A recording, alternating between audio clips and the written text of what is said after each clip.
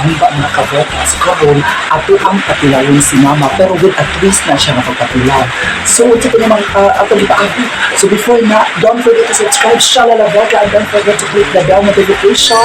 Again, happy birthday sa akong Lola Rosie. Happy birthday.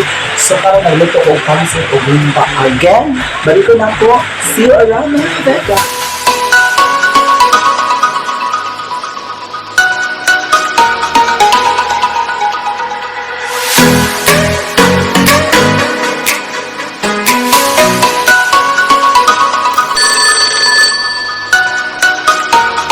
Patilawan na natin si mama, pero ako siya hindi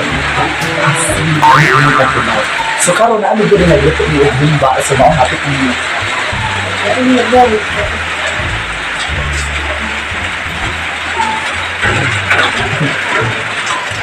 Oh, see? Doon siya ibutang din ang buwan. Ato asyang butang ng asin. Ato patilawin na naman siya para tayo.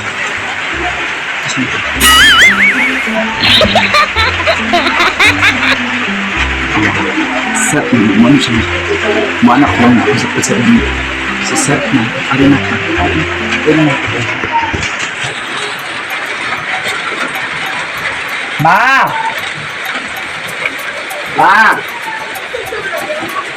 ma as mama ari sa god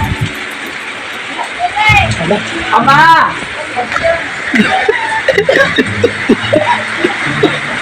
patamaas sa diyos lang. Lijin na lagi. Ito nga din lang ka. Lijin na lagi ka. Pero doon ang sito. Stop. Ito mga kabega, kinilakaw ko si mama. So ito siya patilawan sa ato ang giluto with a twist. Karon so kung unsa yung reaksyon, kung gilamian ba siya sa ato ang giluto mga kabega. Kay padulong naman siya diri. So kani si mama lamig gid kay pud siya moluto. So para malaman din nato nga satisfied ba gid siya sa ato ang giluto. Ato siyang patilawan sa ato ang giluto karon nga mga kabega. So kung unsa yung reaksyon, kung gilamian ba gid siya. So na si mama, so gikan siya ng lawog sa baktin o sa baboy. Kung gamay pa ang baboy, magtawag anak baktin. Kung dako na baboy, kung kuan gihaw na ang baboy, so ang baboy ang tawag anak. Kung giluto na siya ang humba, ang tawag mo na kung giluto ang mga kabega. So dali na ama. Dali.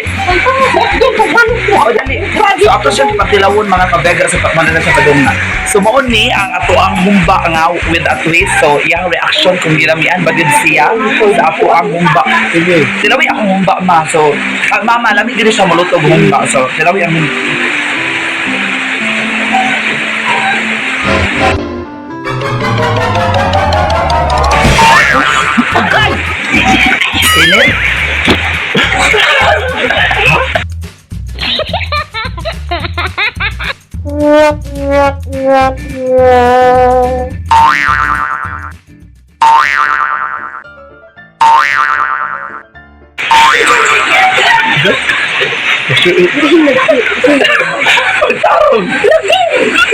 Ini paratik ya gamay naman ato.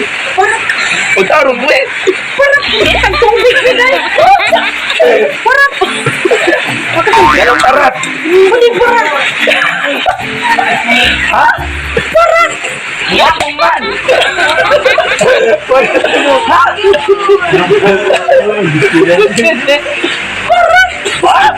Paratan siya mga kabega. Nga naman. Stop.